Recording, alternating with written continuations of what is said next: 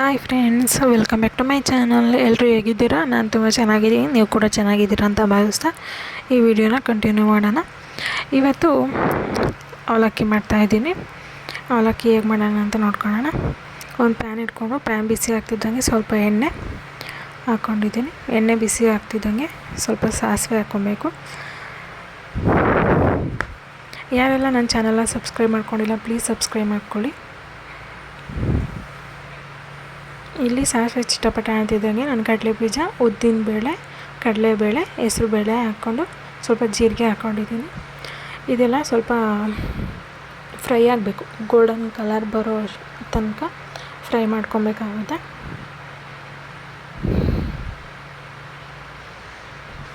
ಆನಂತರ ನಾನು ಕರಿಬೇವನ್ನ ಹಾಕ್ತಾಯಿದ್ದೀನಿ. ಕರಿಬೇವು ಹಾಕುವಾಗ ನಾವು ಸ್ವಲ್ಪ ಹುಷಾರಾಗಿರಬೇಕು, ಇಲ್ಲಾಂತಂದರೆ ಸಿಡಿಯೋ ಚಾನ್ಸಸ್ ಇರುತ್ತೆ. ಹಾಗೂ ಎಣ್ಣೆ ಸಿಡೀತು ಅಂತ ಅಂದರೆ ಆಲೂಗೆಡ್ಡೆನ ಕಟ್ ಮಾಡಿಬಿಟ್ಟು ಅದನ್ನ ಹಚ್ಚೋದ್ರಿಂದ ನೋವು ಕಮ್ಮಿ ಆಗುತ್ತೆ ಅಂತ ಹೇಳ್ಬೋದು. ನಾನಿಲ್ಲಿ ಹಸಿಮೆಣ್ಸಿನ್ಕಾಯಿ ಇರಲಿಲ್ಲ, ಹಾಗಾಗಿ ಒಣಗಿರೋ ಮೆಣ್ಸಿನ್ಕಾಯಿನ ಹಾಕ್ಕೊಂಡಿದ್ದೀನಿ. ಒಂದೆರಡು ದೊಡ್ಡ ಕಟ್ ಮಾಡಿರೋ ಅಂಥ ಈರುಳ್ಳಿ ಹಾಕ್ಕೊಂಡಿದ್ದೀನಿ. ಈರುಳ್ಳಿ ಚೆನ್ನಾಗಿ ಮಿಕ್ಸ್ ಆಗಬೇಕು ಮತ್ತು ಫ್ರೈ ಕೂಡ ಆಗಬೇಕು. ಆ ರೀತಿ ಬೇಯಿಸ್ಕೊಬೇಕಾಗುತ್ತೆ ನಾವು.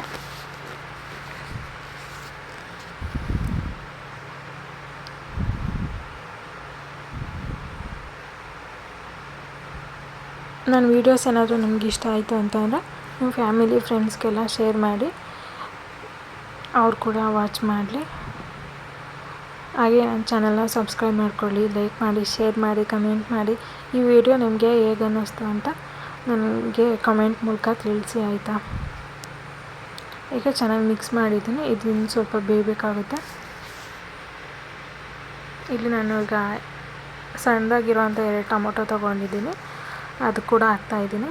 ಟೊಮೊಟೊ ಫುಲ್ಲು ಸಾಫ್ಟ್ ಆಗಬೇಕು, ಆ ರೀತಿ ಬೇಯಿಸ್ಬೇಕಾಗುತ್ತೆ. ಟೊಮೊಟೊ ಸಾಫ್ಟ್ ಆಗಬೇಕಂತಂದರೆ ನಾವು ಉಪ್ಪು ಹಾಕಬೇಕು. ಉಪ್ಪು ಹಾಕಿದ್ರೇ ಟೊಮೊಟೊ ಬೇಗ ಸಾಫ್ಟ್ ಆಗುತ್ತೆ. ಹಾಗಾಗಿ ನಾನು ರುಚಿಗೆ ತಕ್ಕಷ್ಟು ಉಪ್ಪು ಹಾಕಿದ್ದೀನಿ. ಉಪ್ಪು ಹಾಕಿ ಮಿಕ್ಸ್ ಮಾಡಿ 1-2 ನಿಮಿಷ ಹಾಗೆ ಬಿಟ್ಟರೆ ಸ್ವಲ್ಪ ಸಾಫ್ಟ್ ಆಗಿರುತ್ತೆ. ಆನಂತರ ಮತ್ತೆ ಕೈ ಆಡಬೇಕಾಗುತ್ತೆ. ಹೀಗೆ 2 ನಿಮಿಷ ಬಿಟ್ಕೊಂಡು ಕೈ ಆಡೋದ್ರಿಂದ ಟೊಮೊಟೊ ಚೆನ್ನಾಗಿ ಸಾಫ್ಟ್ ಆಗುತ್ತೆ.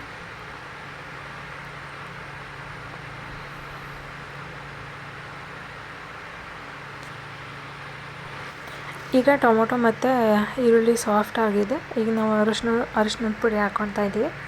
ಅರಿಶಿನದ ಪುಡಿ ಹಸಿ ವಾಸನೆ ಎಲ್ಲ ಹೋಗಬೇಕು, ಆ ರೀತಿ ಫ್ರೈ ಮಾಡಬೇಕಾಗುತ್ತೆ.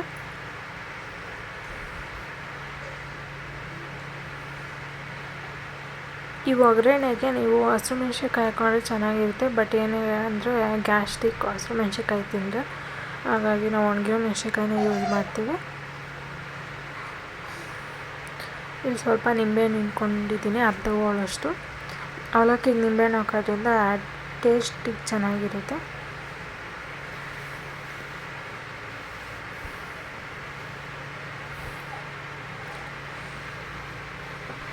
ಈಗ 1-2 ನಿಮಿಷ ಕೈ ಆಡಿದ್ದೀನಿ. ಕೊತ್ತಂಬರಿ ಸೊಪ್ಪು ಹಾಕ್ಕೊಂಡು ಮಿಕ್ಸ್ ಮಾಡಬೇಕು. ಆನಂತರ ಅವಲಕ್ಕಿ ಹಾಕಬೇಕು. ಅವಲಕ್ಕಿನ ನಾನು 2 ಸಲ ವಾಶ್ ಮಾಡಿಕೊಂಡು ಇಟ್ಕೊಂಡಿದ್ದೀನಿ. ಅದರಲ್ಲಿ ಸ್ವಲ್ಪ ಧೂಳೆಲ್ಲ ಇರುತ್ತಲ್ಲ, ಹಾಗಾಗಿ ಅವಲಕ್ಕಿನಲ್ಲಿ ಕಲ್ಲು ಕೂಡ ಇರುತ್ತೆ. ಹಾಗಾಗಿ ನಾವು ಅದನ್ನ ಜಲ್ಲಿಸ್ಕೊಂಡು ಕೇರ್ಕೊಳೋದ್ರಿಂದ ಅದರಲ್ಲಿರೋ ಧೂಳು, ಅದರಲ್ಲಿ ಸ್ವಲ್ಪ ಕೂದಲು ಥರ ಎಲ್ಲ ದಾರದ ಥರ ಎಲ್ಲ ಇರುತ್ತೆ, ಅದೆಲ್ಲ ಕ್ಲೀನ್ ಆಗುತ್ತೆ. ನಾನಿಲ್ಲಿ 2 ಸಲ ತೊಳೆದು ವಾಶ್ ಮಾಡ್ಕೊಂಡು ಇಟ್ಕೊಂಡಿದ್ದೀನಿ. ಅದನ್ನ ಅವಲಕ್ಕಿನ ಹಾಕ್ತಾಯಿದ್ದೀನಿ. ನಾನಿಲ್ಲಿ ಎಲ್ಲ ಒಟ್ಟಿಗೆ ಅವಲಕ್ಕಿ ಹಾಕ್ಕೊಂಡಿದ್ದೀನಿ. ಈಗ ಮಿಕ್ಸ್ ಮಾಡೋಣ. ಚೆನ್ನಾಗಿ ಮಿಕ್ಸ್ ಮಾಡಬೇಕು ಅವಲಕ್ಕಿಲಿ ಸ್ವಲ್ಪ ಕೂಡ ವೈಟು ಇರಬಾರ್ದು, ಆ ರೀತಿ ಚೆನ್ನಾಗಿ ಮಿಕ್ಸ್ ಮಾಡಬೇಕಾಗುತ್ತೆ. ನಾವು ಅವಲಕ್ಕಿನ ನೆನೆದಾಗ ಅದು ಮುದ್ದೆ ಥರ ಇರುತ್ತೆ. ಅದನ್ನು ಸ್ವಲ್ಪ ನಾವು ಕೈಯಲ್ಲಿ ಇಸಕಬೇಕಾಗುತ್ತೆ. ಉದುದ್ರಾಗಾಗಿ ಸಿಗುತ್ತೆ ನಮಗೆ. ನಾವು ಉದುದ್ರಾಗೇ ನಾವು ಮಾಡ್ಕೊಂಡಿರೋಂಥ ಒಗ್ಗರಣೆಗೆ ಹಾಕಬೇಕಾಗುತ್ತೆ. ಇಲ್ಲಾಂತಂದರೆ ಗಂಟಿರುತ್ತಲ್ಲ, ಅದು ಪೂರ್ತಿ ಹಾಗೆ ಹಾಕಿದ್ರೆ ನಮಗೆ ಮಿಕ್ಸ್ ಮಾಡೋ ಕಷ್ಟ ಆಗುತ್ತೆ.